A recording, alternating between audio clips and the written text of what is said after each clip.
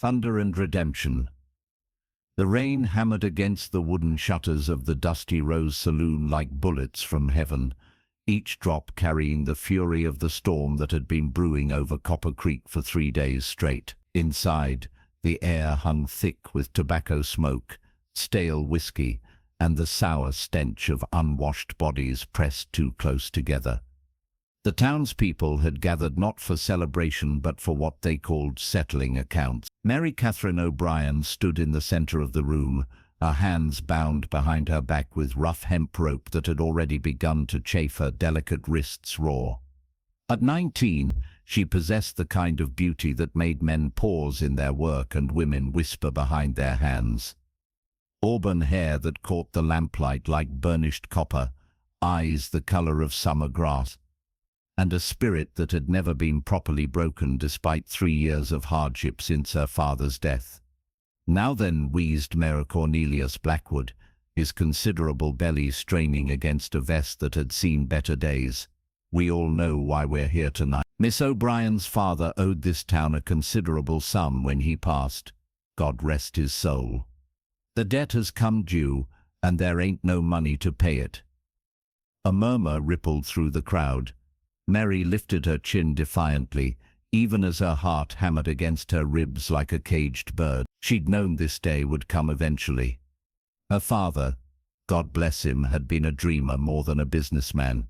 His schemes to strike it rich had left him deeper in debt with each passing year, and when the fever took him, those debts had fallen to her. $347, continued the mayor, consulting a ledger with theatrical precision.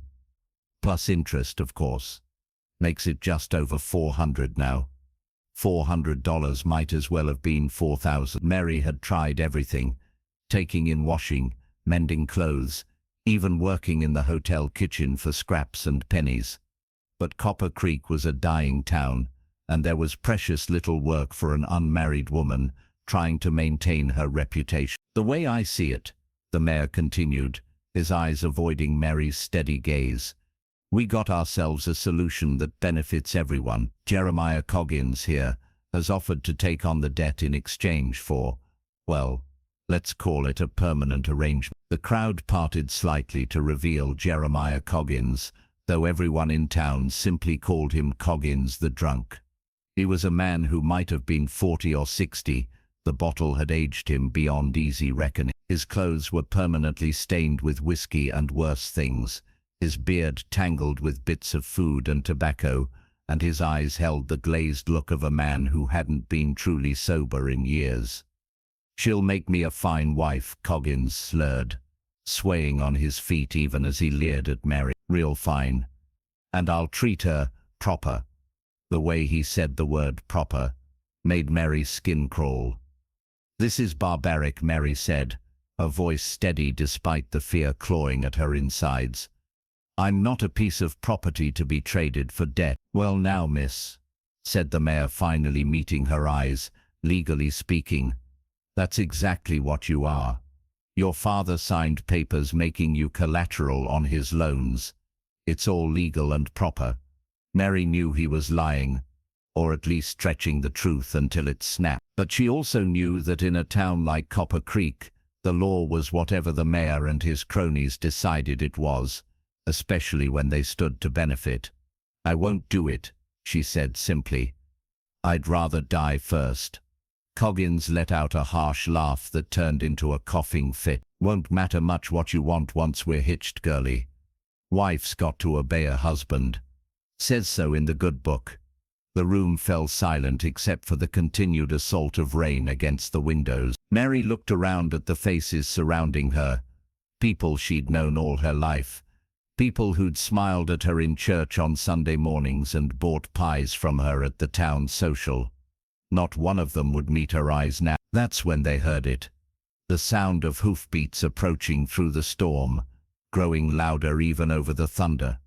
Someone was riding hard toward the saloon, and in weather like this, It had to be either a fool or a man with urgent business. The saloon doors burst open with such force that they slammed against the walls, bringing with them a gust of wind and rain that set the lamps flickering. In the doorway stood a figure that seemed to have stepped out of the storm itself, a tall man in a long black coat that dripped steadily onto the wooden floor, his hat pulled low over eyes that seemed to take in everything at once. He was perhaps 30 years old, though hard living had etched lines around his eyes that spoke of more experience than his years should have allowed. A gun hung low on his hip in the practiced way of a man who knew how to use it, and when he moved into the room with deliberate steps, there was something in his bearing that made even the drunkest cowpoke straighten up and pay attention. "Evening, folks," the stranger said, his voice carrying a slight drawl that suggested origins south of the Mason-Dixon line.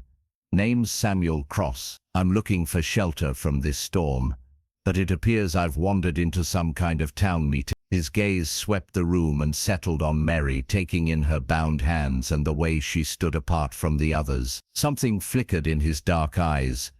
Recognition, perhaps, or understanding. "This is private business, stranger," Mayor Blackwood said, puffing himself up with whatever authority he could muster. "I suggest you move along to the hotel."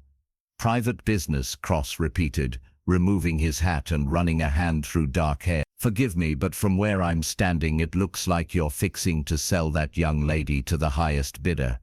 And in my experience, that kind of business tends to be wrong whether it's private or not." A dangerous quiet settled over the room. Several men shifted their positions, hands moving closer to their weapons. Cross noticed but didn't seem particularly concerned. "Now see here," the mayor blustered. "This is a legal transaction. The girl's father owed debts." "And how much?" Cross interrupted. "I beg your pardon." "The debt. How much does she owe?" Blackwood consulted his ledger again. $412 to be precise. Cross reached into his coat and every gun in the room came halfway out of its holster before he slowly withdrew a leather pouch that clinked with the sound of coin. He set it on the bar with a solid thunk. "500, he said simply. "In gold." The room erupted in whispers and exclamations. Gold was scarce in Copper Creek, and $500 in any currency was more money than most of these people saw in a year. "Wait just a minute," Coggins protested, his alcohol-fogged brain slowly processing what was happening. "We had an arrangement." "Your arrangement?" Cross said, turning to face the drunk with eyes that had gone cold as winter steel, "was with a woman who had no legal obligation to honor her father's debts in the first place. But if you want to press the matter, we can step outside and discuss it properly." There was no mistaking the threat in his voice. Coggins may have been drunk, but he wasn't suicidal. He mumbled something incoherent and shuffled toward the back of the room. Mayor Blackwood, however, was made of sterner stuff, or perhaps greedier. "That's all well and good, stranger, but what makes you think you can just ride in here and—" "Because," Cross said, his hand resting casually on his gun butt, "I'm offering fair payment for the debt, which is more than anyone else in this room was planning to do. Unless, of course, you're telling me this was never really about the money in the first place." The accusation hung in the air like gun smoke. Blackwood's face reddened, but he couldn't deny it without admitting to the crowd that he'd been planning to essentially sell Mary into slavery for his own benefit. "The money's acceptable," he said finally, his voice tight with suppressed anger. "But that don't give you any claim on the girl." "No," Cross agreed, "it doesn't." He turned to Mary, and for the first time since he'd entered, his expression softened slightly. "Miss, would you do me the honor of cutting those ropes? Seems to me a person ought to have the use of their hands when making important decisions." Without waiting for the mayor's permission, Cross drew a knife and carefully cut the bonds from Mary's wrists. She rubbed the circulation back into her hands, her eyes never leaving his face. "Thank you," she said quietly, "but I should ask, what do you want in return? In my experience, men don't spend that kind of money without expecting something back." Cross smiled, and the expression transformed his entire face, making him look younger and infinitely more approachable. "A fair question. I suppose what I want is to see you make your own choice about your life, without a rope around your wrists and a room full of people deciding your fate for you. And if I choose to leave this town tonight, then I'd wish you safe travels and a good life. And if I chose to stay, then I'd hope you might allow me to stay as well, at least until this storm passes. I've been riding alone for a long time, and I find I'm growing tired of my own company. Mary studied his face, searching for deception or hidden motive. She'd learned to be suspicious of kind gestures. They usually came with a price that wasn't mentioned until later. But something in Samuel Cross's eyes spoke of genuine sincerity, and after 3 years of fighting the world alone, the idea of having an ally was almost overwhelmingly appealing. "I choose to stay," she said finally, "and you're welcome to do the same, Mr. Cross." The crowd began to disperse, their entertainment over and their consciences perhaps beginning to trouble them. Mayor Blackwood lingered, clearly unhappy with the turn of events, but unable to do anything about it without revealing his true motivations. "This ain't over," he muttered to Cross as he prepared to leave. "I know your type, gunfighter. Drift. You'll move on soon enough. And then where will she be?" "I reckon that'll be up to her," Cross replied evenly. "But if I were you, Mayor, I'd be very careful about making threats. Some of us take them more seriously than others." When the saloon had emptied except for Mary, Cross, and the bartender who was pointedly cleaning glasses while pretending not to listen, Cross retrieved his money pouch from the bar. "You'll want to count it," he told Mary. "Make sure it's all there." "You paid my debt," she said. "That makes it your money, not mine." "No, ma'am. I paid to free you from an obligation you never should have had in the first place. What happens to the money now is your decision." Mary opened the pouch and stared at the gold coins nestled inside. $500 was more money than she'd ever seen at one time. It was enough to start over somewhere new, to buy passage to San Francisco or Denver, and begin a life free from the debts and memories that haunted Copper Creek.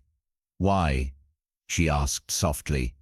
"Why would you do this for a stranger?" Cross was quiet for a long moment, staring out the window at the storm that showed no signs of abating. When he finally spoke, his voice carried a weight of old pain. "I had a sister once, younger than me by 5 years, pretty as a spring morning. When our parents died, I was 17 and thought I was man enough to take care of us both. I was wrong. Times got hard, and I made some poor choices, fell in with the wrong crowd, started running with outlaws and gunfighters. Told myself I was doing it for her, to make enough money to give us both a better life." He paused, his hand unconsciously moving to touch something beneath his shirt, a locket perhaps, or a letter.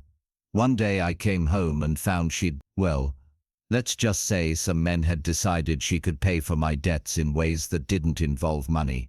I was too late to stop it, but not too late to make them pay. By the time I was done, half the town was dead and I was wanted by every lawman from Kansas to California." Mary felt tears prick her eyes.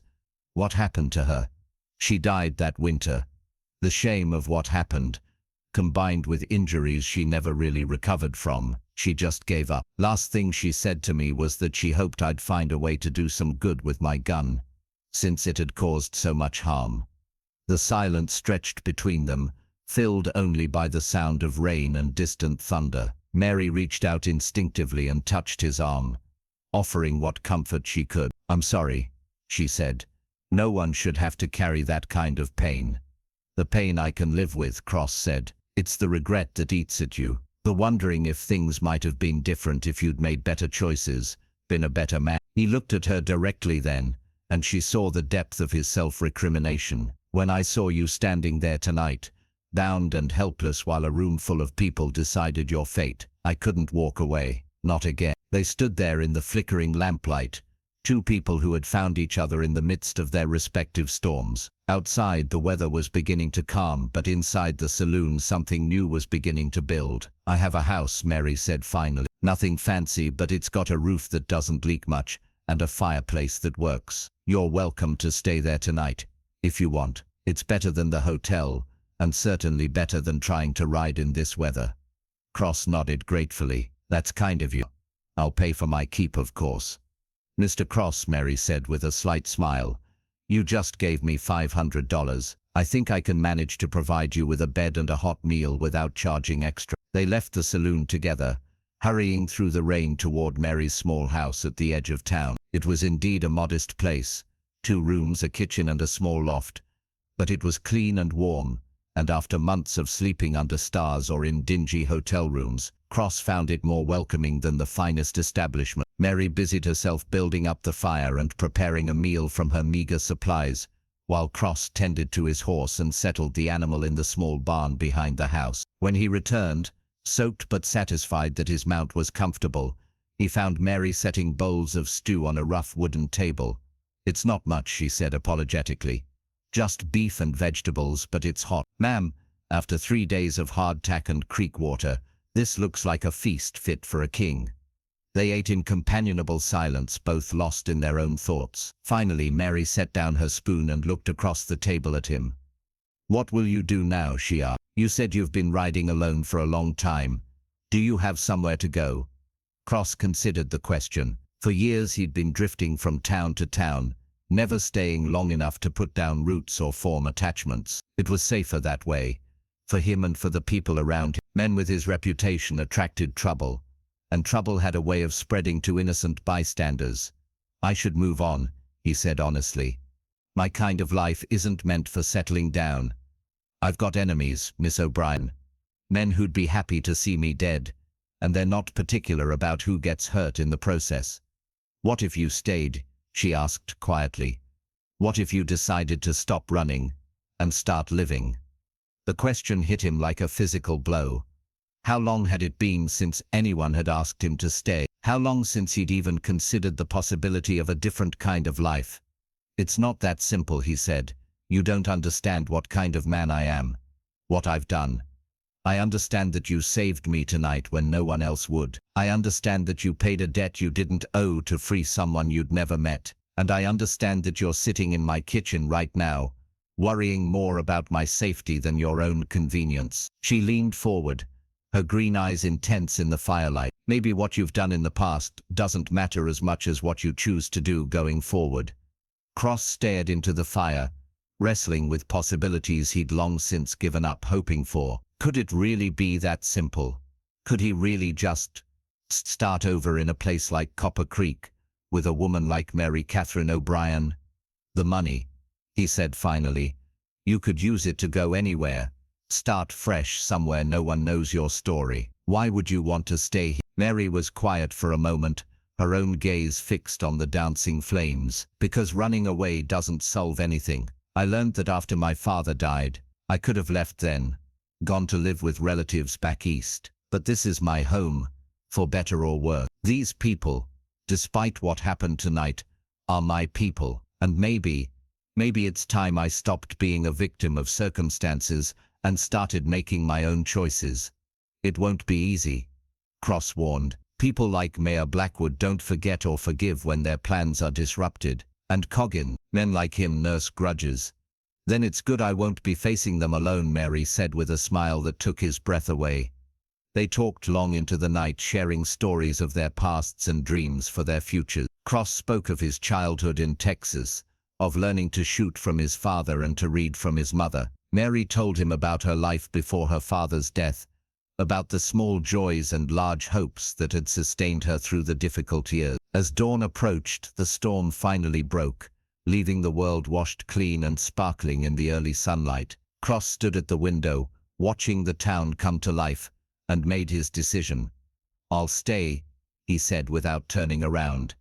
"At least for a while. But I want you to understand, if trouble comes calling because of me, you need to promise you'll get out of the way and let me handle it." Mary joined him at the window, standing close enough that he could smell the faint scent of lavender in her hair. "I promise to be sensible about danger," she said.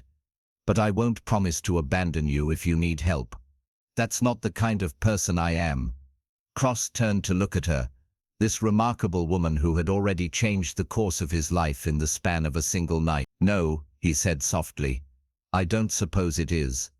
The next few weeks passed quietly. Cross found work as a deputy sheriff, his reputation with a gun making him valuable to a town that had been struggling with rustlers and road agents. Mary reopened her small bakery, using part of the gold to buy proper equipment and supplies. The people of Copper Creek gradually accepted both of them, though there were always whispers and sideways glances when they passed. Mayor Blackwood made several attempts to cause trouble, spreading rumors about Cross's past and questioning Mary's virtue, but his influence had been damaged by the events of that stormy night, and most people were more interested in the positive changes the newcomers had brought to town. The real test came 6 weeks after Cross's arrival, when 3 men rode into Copper Creek asking questions about a gunfighter named Samuel Cross. They were hard men with the look of professional killers, and they made no secret of their intention. Cross was in the sheriff's office when word reached him. He checked his guns, gathered his few possessions,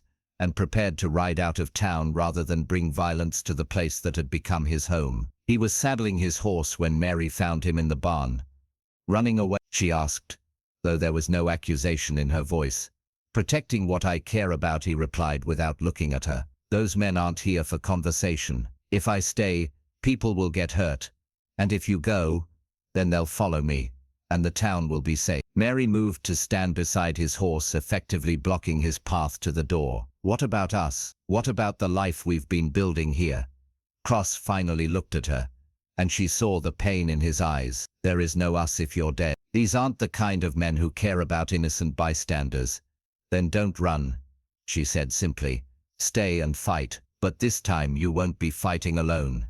She was right, and they both knew it. Half the town had gathered in the street, armed with whatever weapons they could find. Sheriff Morrison stood with them, along with the other deputy and a dozen townsmen who had come to respect Cross in the weeks he'd been among them. "Looks like Copper Creek takes care of its own," Mary said with a smile that didn't quite hide her fear. The confrontation, when it came, was swift and decisive. The 3 gunmen had expected to face one man alone. Instead, they found themselves surrounded by an entire town that refused to be intimidated. 2 of them died in the street, and the third rode out with his tail between his legs, carrying word that Samuel Cross was no longer a man without friends or allies. That evening, as the town celebrated and the bodies were prepared for burial, Cross and Mary walked to the small cemetery at the edge of town. He knelt beside a fresh grave and placed a small bouquet of wild flowers on the mound of earth. "My sister," he explained when Mary looked at him questioningly. "I never got to bury her properly. Never got to say goodbye. I've been carrying her with me all these years, and I think it's time to let her rest." Mary knelt beside him, adding her own flowers to the memorial. "What was her name?" "Sarah," Cross said softly. "Sarah Elizabeth Cross. She would have liked you, I think. She always said she wanted me to find someone who could see past the gun to the man underneath." They stayed there until the stars came out, talking quietly about Sarah and the future and the strange paths that had brought them together. When they finally walked back toward town, hand in hand, Cross realized that for the first time in years he wasn't looking over his shoulder or planning his next move. He was home. The wedding took place 6 months later, in the same church where Mary had prayed for deliverance during her darkest hours. The entire town attended, even those who had initially opposed their union. Mayor Blackwood had been replaced in a special election, and Coggins had left town under circumstances that no one discussed but everyone understood. As they stood before the altar, exchanging vows that promised a future neither had dared dream of, Cross thought about the storm that had brought him to Copper Creek. He'd ridden in from that tempest a broken man, carrying nothing but guilt and a fading hope for redemption. He was leaving the church as something entirely different, a husband, a member of a community, a man with roots and responsibilities and reasons to build rather than destroy. The thunder that had announced his arrival had given way to sunshine, and Samuel Cross finally understood that sometimes the storm isn't meant to destroy you.